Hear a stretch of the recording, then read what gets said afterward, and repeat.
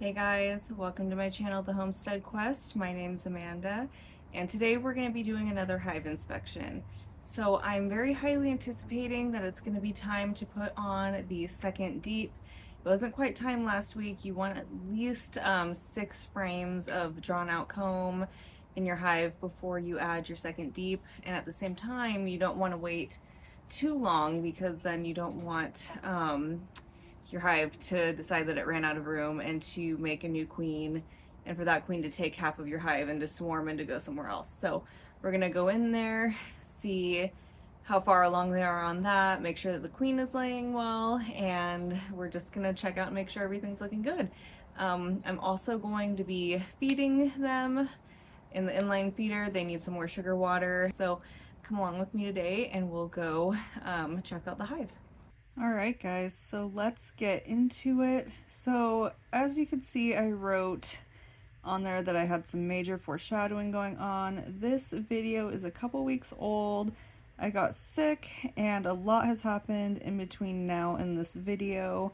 So in my next video, there's going to be a lot of explaining to do, but this is the hive inspection that happens before my hive actually does indeed swarm.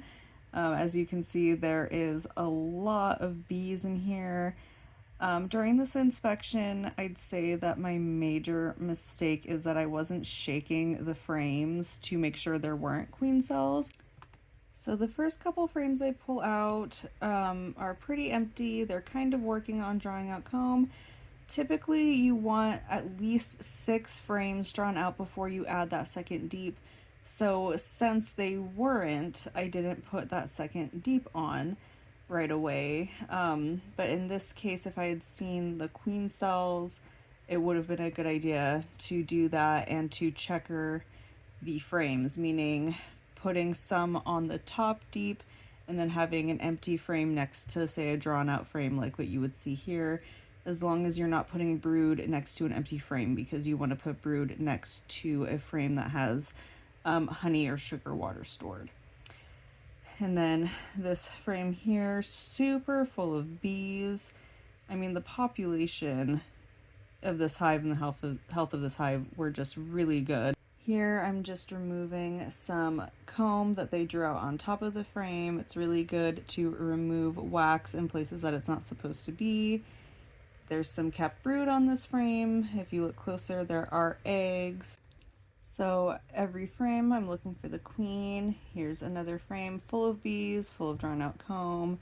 When I'm able to look close, there's eggs and larvae. It's really hard to show on camera, especially with so many bees. But on this frame, it's not showing, but at the bottom of this frame there are queen cells, but they're covered by the bees, and I'm just so bummed that I missed it. And whenever you're putting your frames back, you need to be very careful to slide them in gently, not to squish any bees. There is brood and cap brood on this frame as well. And there are some queen cells too that are on the left and more on the bottom there. And as you can see, there are bees covering the bottom frame, and it made me miss the queen cells that were down there. So here is another fully covered frame. And I believe that this is the frame that I end up seeing the queen on. We named her Zelda, and she is the mischievous queen that took more than half of the hive with her when she swarmed. And as you can see, I'm checking for her here, looking very closely. And as I said, I know she's in the hive and everything's going well because there's eggs and larvae in there. But it's just nice to get eyes on her. But actually it looks like I did not find her in this inspection, but it was fine because I saw all of the eggs, brood, and larvae. So very gently you put your frames back in,